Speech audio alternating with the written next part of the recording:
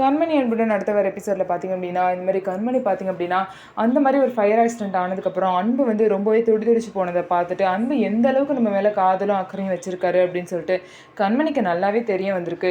இதனால எப்படியாவது நம்ம லவ்வை வந்து அன்புக்கிட்ட சொல்லணும்னு சொல்லிட்டு எப்போ பார்த்தாலுமே அன்போட நினப்பிலே இருக்காங்க. ஒரு பூச்செடிக்கு தண்ணி ஊற்றும் போது கூட பார்த்தீங்கன்னா ரொம்பவே பாட்டு பாடி ஜாலியாக சந்தோஷமாக இருக்காங்க. இதை பார்த்த வெண்ணிலா இப்போ தான் உனக்கு ஃபயர் ஆக்சிடென்ட் ஆயிருக்கு, அதுக்குள்ளே நீ ஏன் இப்படி ஜாலியாக பாட்டு பாடிட்டு இருக்கன்னு சொல்லிட்டு கேட்குறாங்க. அதுக்கு வந்து கண்மணி சொல்கிறாங்க, ஆமாம் எனக்கு அப்படியே பைத்தியம் பிடிச்ச மாதிரி தான் இருக்குது அன்பு மேலே அப்படின்னு சொல்கிறாங்க.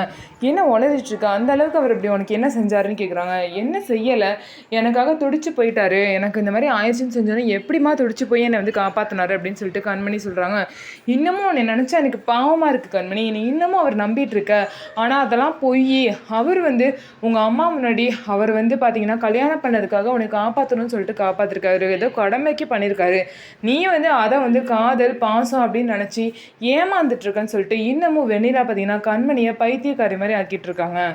ஆனால் கண்மணி பார்த்தீங்கன்னா அவங்களோட காதலில் ரொம்பவே ஸ்ட்ராங்காக தான் இருக்காங்க. ஸோ இதுக்கப்புறம் என்ன நடக்க போகுது, வெண்ணிலாவோட ட்ரூ கலரை கண்மணி புரிஞ்சு பார்க்கலான்னு சொல்லிட்டு வெயிட் பண்ணி பார்க்கலாம். நம்ம வீடியோ உங்களுக்கு பிடிச்சிருந்தா நம்ம வீடியோவை லைக் பண்ணிக்கோங்க, மறக்காமல் நம்மளோட சேனலில் சப்ஸ்கிரைப் பண்ணிவிட்டு பாருங்கள்.